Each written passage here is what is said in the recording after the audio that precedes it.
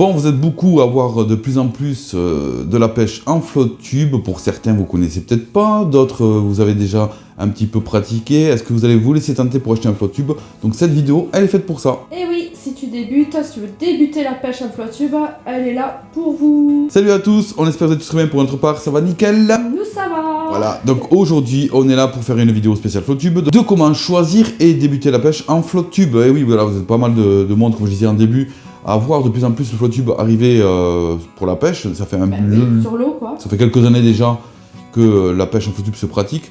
Et donc peut-être que certains sont en train de regarder quelques vidéos sur les flotte tubes différents et ne pas savoir encore aujourd'hui quoi choisir. Donc finalement, on va faire une vidéo sur comment débuter, enfin surtout comment choisir son flotte tube en 2023, puisqu'il y a deux grandes familles des flotte tubes, puisque ce sont les flotte tubes en PVC. Et à chambre à air. Voilà, et à chambre à air. Donc madame, vous voyez, elle parle un peu de nez comme ça, elle est un peu malade. Je suis malade. C'est le moment, voilà. Je sors de la maladie, mais bon. Bon bref, du coup, on est là voilà, pour vous aiguiller. On mettra aussi tous les liens en inscription des flotte tubes, etc., des accessoires et autres, pour que vous puissiez facilement trouver ce que vous avez besoin. Donc en tout cas, on espère que cette vidéo vous fera plaisir. On est en studio comme vous voyez, et ça fait plaisir aussi. Sur l'eau, pour le coup. Voilà, et ça nous fait plaisir aussi de vous faire des vidéos en studio. Oui. Et il y en aura de plus en plus. Oui. Donc du coup, on va commencer donc déjà pour comment choisir son flotte tube, à savoir si on prend un PVC ou plutôt, comme elle disait, à chambre à air. À chambre à air. Voilà, certains se posent la question. Donc il y a des avantages, des inconvénients, tout ça. On va tout détailler et normalement. Aussi, bien sûr. Et normalement, à la fin, tu devrais savoir quoi choisir. Je pense que peut-être, pour certains qui sont un petit peu, comment dire, réticents, je pense qu'à la fin, vous allez signer, vous allez rejoindre la famille des flotte tubeurs. Alors tout d'abord, voilà, selon le flotte tube que vous allez choisir, donc le PVC ou en chambre à air, il faut savoir que déjà il y a le tarif en premier lieu qui est grandement différent. Il faut savoir qu'un flotte tube à chambre à air, ce sont des flotte tubes qui sont relativement peu très chers. Donc vous pouvez trouver tous les prix forcément. Oui, voilà. Pas très cher. Il faut savoir qu'un PVC, voilà, en comparaison, on va être à minimum à 2 fois le prix d'un chambre à air, même voire plus. Enfin après, tout ça c'est ce qu'on va vous détailler durant la vidéo, de pourquoi. Alors tout d'abord, déjà, pour comment choisir entre le PVC et le chambre à air, ça va dépendre de... Ça va dépendre de tes finances et du temps passé à la pêche. Déjà, ça va dépendre de tes finances, forcément, quel budget tu voudrais mettre sur un flotte tube, et aussi du temps que tu vas passer à pêcher. Alors, oui, c'est important. J'entends par là du temps passé à pêcher, c'est-à-dire de comment tu vas pratiquer ta pêche sur une saison, sur une année. Quoi. Si tu vas pêcher très peu dans l'année, si c'est quelques week-ends par-ci par-là, ou si finalement tu vas vraiment t'en servir et pêcher même limite en toute saison, même l'hiver pourquoi pas. Dès que tu peux quoi. Voilà, fortement pêcher, donc ça va dépendre aussi un peu de ça. Ensuite il y aura aussi le fait du transport et du poids de ton flotte tube évidemment. Voilà, il faut savoir que forcément un PVC sera plus lourd qu'un flotte tube qui sera à chambre à air, parce que déjà le PVC est beaucoup plus épais, etc. Donc ce sont des matériaux beaucoup plus lourds qu'en chambre à air, parce qu'en chambre à air tout simplement on a deux chambres à air, grosso modo c'est ça, il y a deux chambres à air et ensuite c'est un tissu qui recouvre, alors qu'un PVC c'est tout en un seul bloc, c'est le même matériau finalement que les bateaux Zodiac et autres. L'épaisseur, l'épaisseur du flotte tube va engendrer forcément un poids supplémentaire par rapport forcément au flotte tube en chambre à air. Ensuite, il y a aussi la durabilité par rapport à tout ça. Il y a forcément le flotte tube en PVC. Le PVC va durer forcément plus longtemps que la chambre à air. Il faut savoir quoi, niveau PVC, du niveau qualité, forcément on est sur du supérieur. Puisque comme je disais tout à l'heure, voilà, c'est fait avec de la toile qui est spéciale Zodiac. Et donc la durabilité dans le temps va être beaucoup plus grande que celle avec un flotte tube en chambre à air. Mais voilà, comme je disais, c'est aussi relatif en fonction du temps de pêche. Après, pour tout ce qui va être accessoire, donc là on va détailler un petit peu comme ça, ensuite on rentrera dans le vif du sujet pour détailler un peu plus chaque chose. Ce qui va être pour les accessoires de flotte tube, à savoir que pratiquement tous les flotte tubes sont fournis de base avec des bacans. Des bacans, ce sont les sacs que l'on peut mettre sur les flotte tubes pour pouvoir mettre tout son matériel de pêche. Donc tous les flotte tubes qui sont PVC ou en chambre à air ont plus ou moins un nombre de bacans différents, mais ont des sacs. Deux sacs ou 3, ça dépend du flotte tube. Niveau accessoire, il faut savoir que sur un flotte tube en chambre à air, on va être beaucoup plus limité. Donc il faut savoir qu'un niveau flotte tube, niveau accessoire, ça peut aussi passer par le fait de pouvoir mettre un moteur électrique, Alors il y a différentes sortes de moteurs électriques selon les flottes tubes, que ce soit des accessoires de porte-canne, etc. Il y a des choses qui vont être similaires, que ce soit en flotte tube PVC ou en flotte tube chambre à air, mais d'autres qui vont être beaucoup plus spécifiques pour le PVC. Notamment, voilà, on peut parler aussi d'accessoires par rapport à ça sur les moteurs électriques. Alors il y a ceux qui ont le moteur par-dessous, comme le Mat 4. Il y a aussi le nouveau FLTB9 qui va avoir ce monomoteur finalement qui va se mettre par-dessous avec un patch. Il y a aussi le nouveau FLTB 5 version 2 qu'on avait déjà présenté lors d'une vidéo et qui va pouvoir aussi avoir le moteur. De toute façon aussi les patchs on peut les mettre sur différents flottes tubes pour pouvoir mettre ces monomoteurs. Donc je vous mettrai les images à l'écran si jamais vous voulez savoir. De toute façon vous avez tout en description. Et aussi les moteurs électriques basiques style bateau. Ah bah oui, que tu peux mettre déjà à l'arrière. Voilà, donc il y a des flottes tubes PVC qui ont déjà... Qui a déjà le support d'ailleurs. Ouais, il y a déjà des supports, d'autres qui l'ont pas mais on peut les mettre dessus. En fait, il faut savoir... Voilà, il faut savoir tout simplement que sur un PVC, tout ce qui va être patch pour des accessoires, on peut facilement le mettre sur un PVC puisque on va venir le coller et c'est très facile d'en coller tous ces patchs là, faut pas en avoir peur. Il va y avoir beaucoup plus d'accessoires à mettre facilement entre guillemets sur un flotte tube en PVC, mais tout dépend voilà ce que vous voulez aussi. Je trouve que c'est avantageux un flotte tube parce que tu peux faire quand même plein de choses que tu peux faire aussi en bateau, donc c'est l'avantage. Donc ça c'est les avantages par rapport voilà, à la pêche du bord, peut-être qu'on fera ça sur notre vidéo, là on va se spécifier sur comment choisir son flotte tube, parce que je pense qu'il y en a plein qui se posent pas mal de questions. Ah bah nous on se l'est déjà posé la question avant vous, donc... Ensuite, qui dit flotte tube, forcément, ça sera les palmes. Alors, il faut savoir qu'aujourd'hui, pour les novices, débutants qui ont, ou pas du tout, qui n'ont jamais eu accès en flotte tube, se pose, c'est vraiment la première question que l'on entend, que l'on nous pose. Qu'est-ce qu'il faut comme palme ? Qu'est-ce qu'il faut comme palme ? Ouais. Alors, il faut savoir que les palmes qui sont sorties dès les débuts, les palmes de canard, là, c'est des palmes vachement courtes, hyper raides. Franchement, toutes ces palmes-là, je vous les déconseille. Quoique, mais bon, après c'est spécifique à ceux qui pêcheront que très peu en flotte tube. Je vous conseille vraiment de prendre des palmes dont nous on avait acheté, donc on vous mettra aussi, on vous détaillera tout ça. Donc c'est des palmes qui sont plus situées pour les apnéistes. Oui. Pourquoi ? Parce qu'elles sont beaucoup plus souples et elles vont pouvoir engendrer beaucoup plus de mouvements d'eau. Qui dit beaucoup plus de mouvements d'eau, forcément dit que vous allez selon plus ou moins vite, mais c'est surtout pour pouvoir diriger le flotte tube aisément sans avoir mal aux chevilles. Parce qu'il faut savoir que les palmes vendues qui sont dites canards, elles sont vraiment très très raides et vous pourrez pas vous pourrez pas palmer aisément parce que plus vous allez forcer sur les palmes, vous n'allez pas forcément avancer plus vite. Par contre, les chevilles et les genoux, vous allez le sentir fortement. Oui, puis il y a plein de témoignages qui disent qu'ils confirment d'avoir mal au Donc un conseil qu'on pourrait vous donner, c'est surtout voilà, de choisir des palmes d'apnéistes. Alors ceux que nous, on a déjà essayé, et ça fait plus de 2 ans qu'on les a, qui sont pour débuter, ce sont les palmes de chez Decathlon. Oui, à 18 €, je crois. Une vingtaine d'euros, grosso modo. Donc du coup, voilà, les palmes qui sont premier prix, enfin entre guillemets débutants à l'apnéisme, à la natation, etc. Chez Decathlon, on vous les conseille parce que par rapport au prix, qualité-prix, ce sont pour nous une des meilleures. Alors, peut-être qu'après, on peut trouver moins cher ailleurs, etc. Mais vraiment, dans la focalité de qualité-prix, c'est ce qu'on a pris. On n'est pas là pour mettre en avant forcément Decathlon ou n'importe quelle marque. On est là pour vous proposer surtout tout le matériel qu'on a nous aussi par rapport à notre expérience que l'on a fait du flotte tube et que l'on fait du flotte tube, de ce qu'il en est au jour d'aujourd'hui. Et voilà, forcément, les palmes qu'on utilise à l'heure actuelle, elles nous suffisent grandement. On a fait du lac, on a fait de la rivière lente, de la rivière avec un peu plus de débit. Et le compromis, vraiment, ce sont, enfin pour moi, après c'est pour moi, ce sont les meilleures palmes. C'est voilà, c'est celles qui sont apnéistes, qui sont faites pour la natation, sachant que nous on pêche forcément plus le silure, ça a toujours fait le taf, donc voilà, je changerai pas. Donc si je devais changer, je devrais prendre des palmes un peu plus chères, voilà, peut-être par rapport à la qualité, d'avoir un peu plus de choses, qu'elles soient un peu plus expérimentées, mais sinon je resterai sur ces palmes là, ça fait le taf. Niveau qualité, elles n'ont pas bougé, plus de 2 ans après, elles n'ont pas bougé. Non, ça va. Donc franchement, voilà.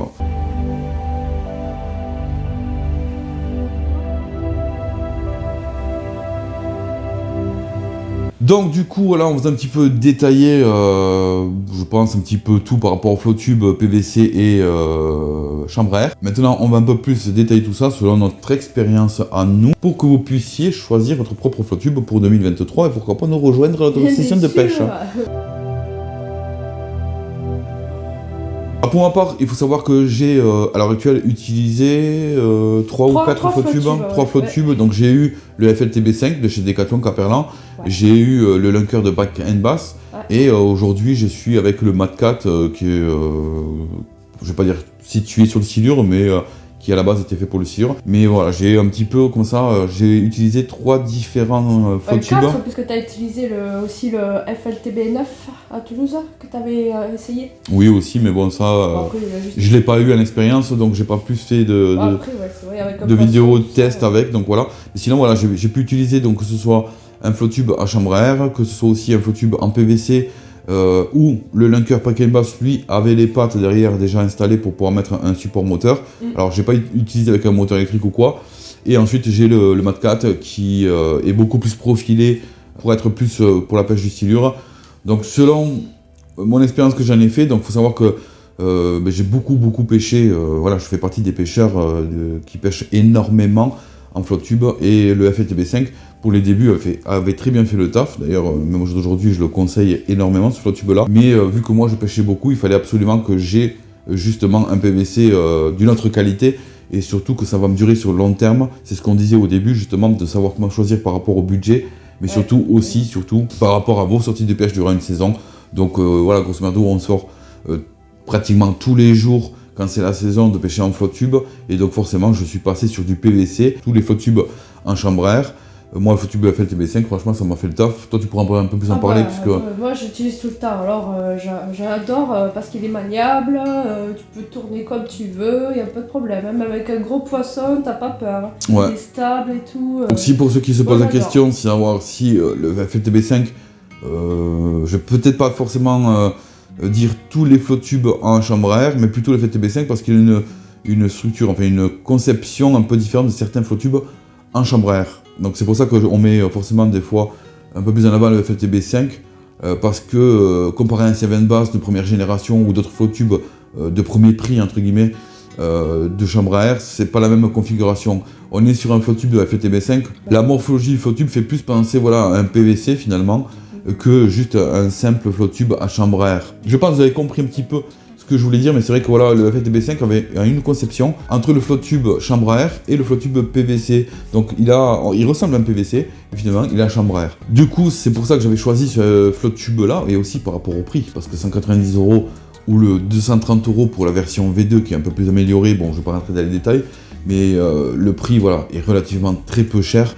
Et le qualité-prix est énorme. Toi, tu l'utilises tous les jours, que ce soit en rivière, que ce soit en lac, etc. Les yeux fermés, tranquille. Voilà. C'est un float tube qui est de très bonne qualité, qui risque pas de la crevaison facilement, etc. Enfin, du moins en 2 ans. Je me suis déjà même mangé des grosses, ronces, ça avait fait quoi. Alors, faire attention quand même, ça reste de la chambre à air. Mais voilà, après, c'est ce que je disais, donc tout va dépendre du nombre de temps que vous allez passer sur l'eau. Donc, si vous êtes quelqu'un qui pêche énormément, qui sort à chaque fois, qui neige, qui pleuve, bon pas comme nous tu vois, mais forcément je vais plus te situer sur un PVC, parce que voilà, il va falloir que tu aies un float tube qui va subir pas mal de choses durant ta saison, et surtout si tu pêches énormément, je te conseillerais vraiment de te situer directement sur un float tube PVC, parce que voilà, au moins tu seras vraiment sur un float tube tout terrain, et tu dureras beaucoup plus longtemps forcément. Donc si par contre tu es quelqu'un qui va pêcher très peu dans la saison, qui va sortir de temps en temps le float tube, surtout durant les périodes d'été, pourquoi pas. Prends le mien, le FLTB5. Voilà, celui-là ou un autre, après à toi de voir, il y a des 7 Bass, mais voilà, on va te situer, de te baser plus sur un float tube qui sera en chambre à air, forcément, puisque tu sortiras très peu, et il faut savoir que, en comparaison, juste pour un exemple, un float tube FLTB5, si tu sors très peu, tu t'en sers que l'été, qu'après tu le ranges, etc., et bien forcément, il va te durer aussi longtemps que quelqu'un qui va garder un PVC, peut-être pendant 10 ans, mais lui par contre il va sortir tous les jours.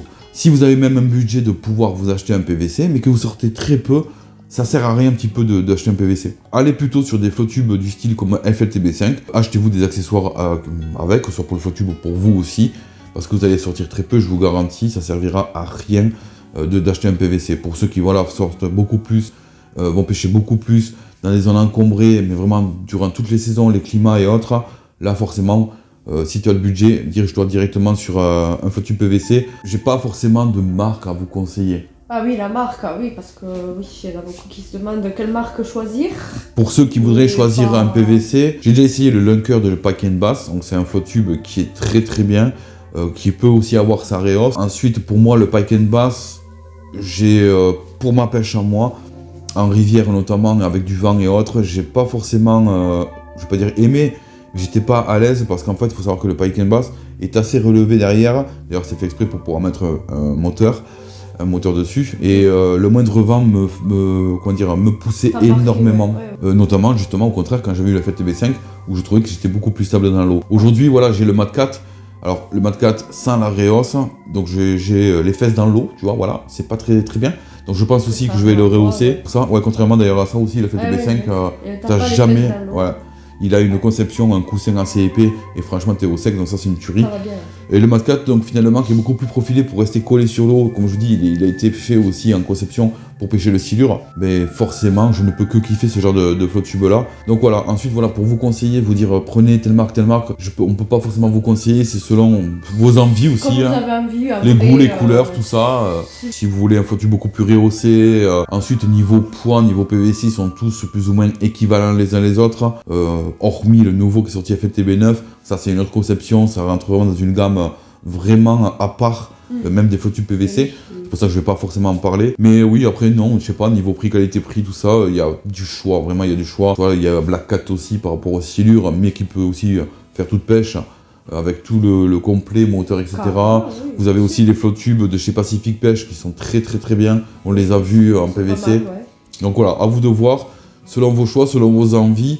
Mais j'ai pas de conseils spécialement à vous donner de prends celui-là, c'est à vous de voir. Mais ce que je vous conseille, voilà, c'est si vous pêchez beaucoup, comme je disais, c'est vraiment de prendre un PVC. Bah après, peu importe la marque que tu veux. Donc voilà, pour le pour et le contre, entre le choix, si tu te poses des questions de qu'est-ce que tu veux prendre comme flotte tube, alors pas forcément une marque, mais surtout entre le fait du flotte tube PVC ou le flotte tube à chambre à air.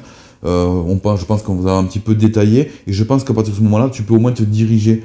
Donc voilà, tout ce qui va être accessoire, tout ce qui va être relatif à cette vidéo-là, on vous met tout en description, vous n'avez plus qu'à cliquer dessus et vous verrez, voilà, selon certains trucs, selon vos choix aussi, vous pourrez choisir ce que vous voulez.